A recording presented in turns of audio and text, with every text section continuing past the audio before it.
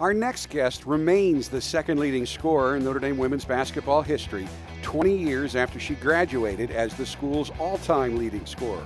On Sunday, Beth Cunningham will be inducted into the Notre Dame Ring of Honor. Beth competed at Notre Dame under her maiden name of Beth Morgan and captained the team in 1996 and 97, leading the Irish to their first ever Final Four in 1997. We could go on and on about her basketball accomplishments, but suffice to say, current head coach Muffet McGraw says Beth is the foundation of all the NCAA success the school has had since that first Final Four. After playing in the ABL and WNBA, Beth has put together an impressive coaching career, serving as the head coach at VCU for 9 seasons before returning to Notre Dame as a member of Coach McGraw's staff in 2012. Beth also juggles her coaching duties with her mom duties to 4 active young children, 5-year-old Margaret, 3-year-old twins Carly and Danny, and 1-year-old Gretchen. So we really mean it when we say we are grateful Beth has been able to carve out some time to visit with us here on the Jack Swarbrick Show this week. Beth, thanks for coming. Well, thanks for having me. I guess the question that really comes to mind is, with all of the experiences you've had, you were a star here. I remember going to the Final Four with this team in '97, went off on your own, played in the pro leagues, coached at other places, and came back. What's it been like to be back? Oh, there's nothing better than being at Notre Dame. When I graduated, I would have given anything to have another year, another 4 years. And I've said all along that this is about as close as you can possibly get to coming back to Notre Dame and, relive those 4 years you had as a student athlete. But so happy to be back, and it's been a great situation with our family. And being from Indiana, it's nice being back close to home. Back in '97 in Cincinnati, playing in that Final Four, did you ever envision at that time the incredible run of success that was ahead of this program? Well, I only hope for it. I hope that that's what it would turn into. And, we obviously had a Hall of Fame coach, and we knew she could take Notre Dame and keep Notre Dame at an elite level every single year. But it's the challenge of recruiting and continuing to take those steps. And it's been awesome to watch from afar when I was coaching at VCU. And now to be back and be a part of it, it's been really special for me. What was it like transforming from a player to a coach in the same place, though? Did it feel differently? Now you're on the sidelines of the court versus being on the court with the Clover? Well, it really was like coming home. Coach McGraw and I have had such a good relationship, obviously as a player, but then even when I left here, and I was gone for a number of years and had a lot of different experiences that I think has helped me impact in my role back here at Notre Dame. But, our staff is awesome. I played with Niele Ivey. She was a freshman when I was a senior, and unfortunately got hurt her freshman year. Was able to come back for her 5th year when they then won the national championship. And Carol Owens was on the staff when I played here as well. So it's such a close, tight-knit group. I couldn't have imagined a better opportunity. Now, you were an assistant at VCU before you became the head coach. Now that you're back in an assistant's role, how much does your head coaching experience help you be a better assistant coach and help you help Muffet more? Well, I hope it helps her. I think just having the opportunity to have walked in the, head coach's shoes and just knowing the decisions that goes into everything that you do and how it impacts everybody around you. Having, been in that position, I hope that it helps just have a different viewpoint, give her some more experience to bounce things off of. I think I've probably been more impactful having the experience as I had rather than coming here and then venturing on to be a head coach. Does it change sometimes what you tell her based on your experience as a head coach, as opposed to what you were telling the VCU head coach when you were an assistant coach? Do you filter what you're telling the head coach differently since you've been in those shoes? Well, I think you certainly have a different viewpoint, and I think that, you think about things that maybe if you hadn't been a head coach, you might have not understood the whole realm of what goes into that decision-making process. So I'd like to think that, that type of experience has helped in just giving her a different viewpoint and somebody else that she can trust on staff that has the experience of having been there and done it. I mean, it truly says a lot that you would leave a head position coach to come back to this atmosphere, the Fighting Irish, to be an assistant coach alongside Muffet. It's a no-brainer, really. Just to have the opportunity to come back here is really a dream come true, to be able to coach with somebody that I played for and have so much respect for, and to learn from the best. And then, you cultivate that with the relationships that we have on the rest of our staff and our young, our young student athletes, and just the whole experience altogether. To me, it was a no-brainer. And I'm a lot closer to home than being out in Virginia. I mean, there are great coaches who were not great players. Muffet was an outstanding player as well. You were an elite player and certainly one of the best ever to play here. Throughout your coaching career, from your time as an assistant, as a VCU head coach, and even now, do you find that, in a sense, the players give you even more credibility, pay more heed to what you say because you did it, and in fact, did it at a higher level than most players will ever be able to achieve?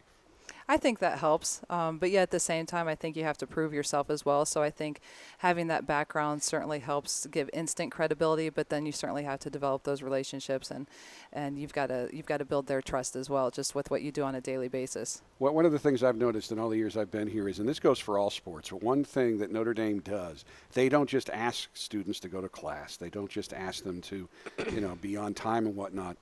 The academicians on this campus really challenge all students, including athletes. And in some cases, they might even single out the athletes a little bit more. You've been through that. How does that help you in this role? Because you not only did it at a high level, but you did it at a high level here. Do you feel that the student athletes currently can come to you and get maybe even more help from you? And again, basically, most of the staff has been in those shoes as well. Certainly, I think that you understand what they're going through. You've been here, you've done it yourself. Certainly, it's a different time and things have changed, but I think just having been challenged in every facet of your life at this institution to get the best out of you, you understand as a student athlete what they're going through. The time demands, the struggles, the ups, the downs, the challenges in the classroom, in the dorms, you name it, just across the board. So I think those experiences certainly help in that you can give them a little bit of advice from just experiences that you've had. Look back through your career. Are there moments that really stand out here at Notre Dame for you as a player?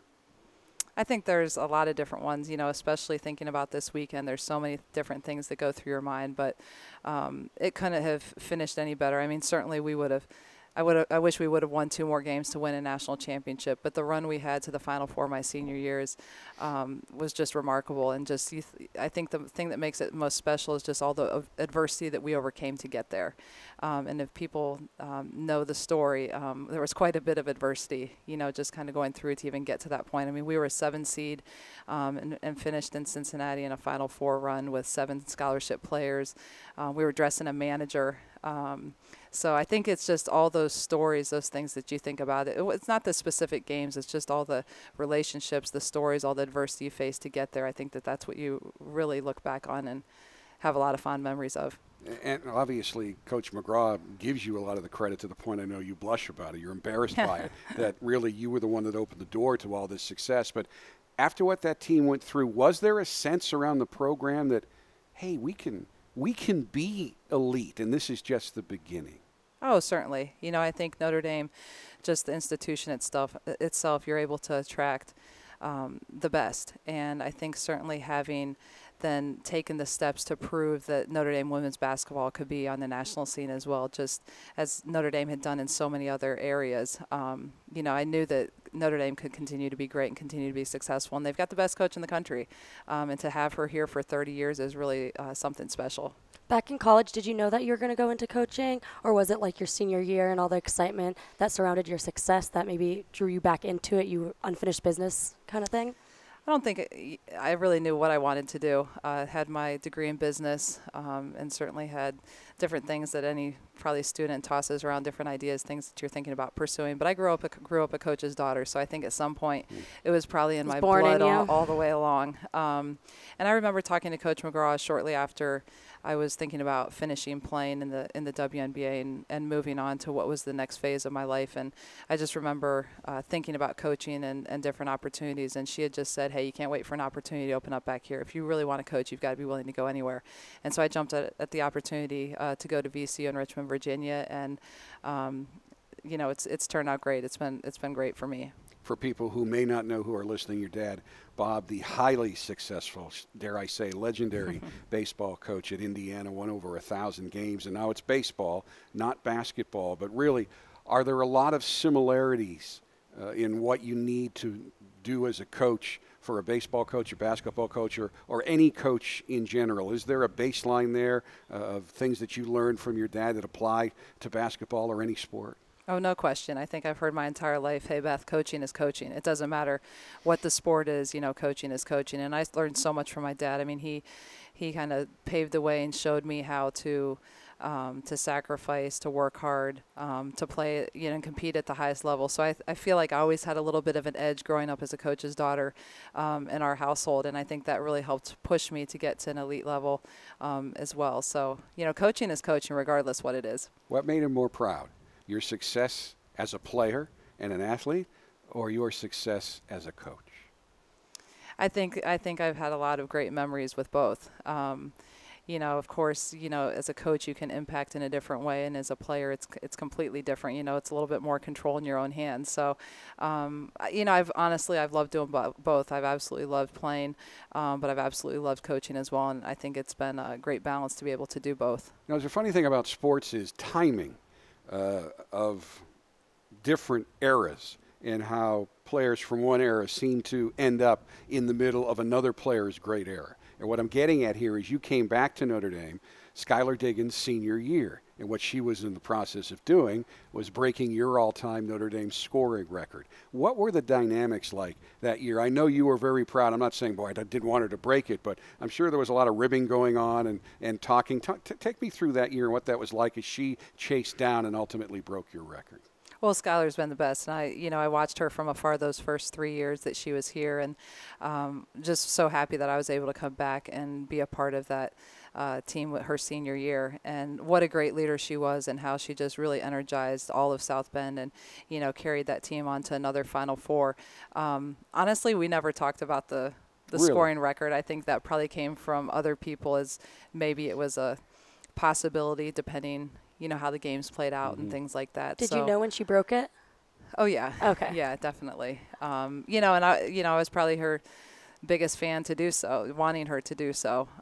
So I remember when I broke Karen Robinson, now Karen Keys, held the scoring record here, and I broke that, and I just remember the special relationship that the two of us had, and it was neat just being able to know Skylar on a personal level as well, and see her break it that season. And of course, Karen and her husband deeply involved right now with the Notre Dame women's basketball program. They've endowed the head coaching position. Very, very successful. What kind of relationship did you have with Karen? I actually did a men's basketball game years ago. I think she would remember, and Karen was my color person that game, and she was brilliant. She's awesome. She was only here for a year. It was my freshman year. I think she was a graduate assistant that season. But I have so many fond memories of her, and really looked up to her and what she did in her time here as a player, and just. She has such a great personality, and I was disappointed when she got engaged and she and Kevin ran off and got married, and that meant she was no longer going to be here at Notre Dame. I think I was begging her to stay, but I absolutely loved her, and we've kept in touch over the years, and certainly she's been back and been involved and a part of the program. But we always catch up at the Final Four when she takes her kids, and I was catching up with her when I was a fan in the stands, and now it's fun being back and actually on the sidelines. But she's really been a special person, and somebody that I've kept in touch with and really have always looked up to. When you were a player, were you consciously chasing that record, or was it something like with Skylar where it wasn't really talked about or focused on? No, it's probably a little bit different too, because I think I broke Karen's maybe in my sophomore or junior season. You did it pretty quickly. You were very prolific. At the time, I mean, Beth was revolutionary. This was a scoring machine. Right? So I've been told. So I think it was a little different just because Skylar's was, kind of going right up to those last few games. Now, Niele has probably mentioned that it's unfair that you got a dry run. You got a preview to know what this is going to be like and to experience to a degree the feelings you'll experience on Sunday. But have you given it some thought?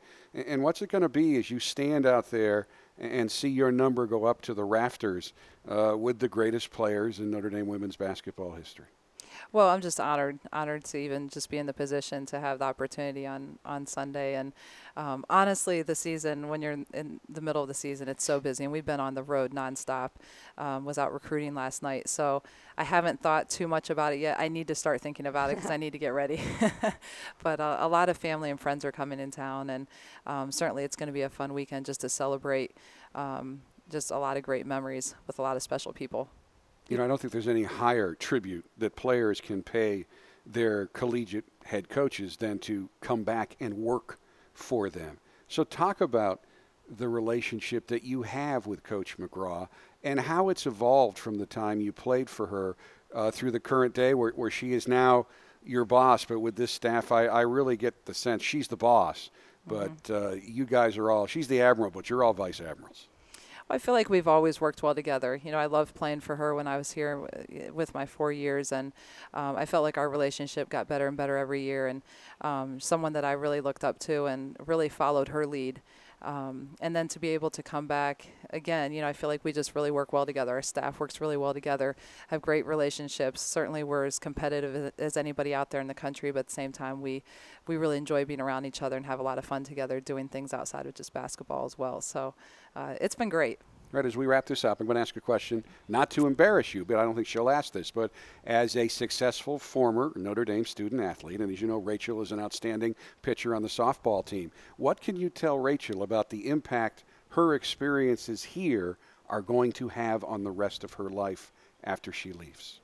Well, I'm sure you heard in the recruiting process, you know, everybody always talks about it's not a 4-year decision, it's a 40-year decision. And I don't think it's really until you graduate and you leave here that you really understand the impact of a Notre Dame degree and just all of your experiences having gone here. And it'll impact the rest of your life. I mean, certainly it has for me. And, you know, it's just the best decision that I ever made, and certainly wish you the best. And I think you're going to find that as you leave here someday too. I appreciate it. Thank you. Beth, I know you're busy. Thanks for the time. Good luck this weekend and enjoy Sunday. You deserve it. Thank you. Appreciate it. We'll be back with Missy Conboy in a moment. This is the Jack Swarbrick Show.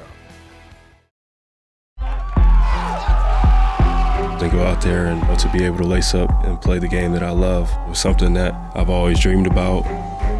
It's a blessing. I just get goosebumps sometimes. You look up and you just see, you know, thousands of people in the stand cheering you on. Playing for my brothers, man. It's time to show it now. Everybody's looking.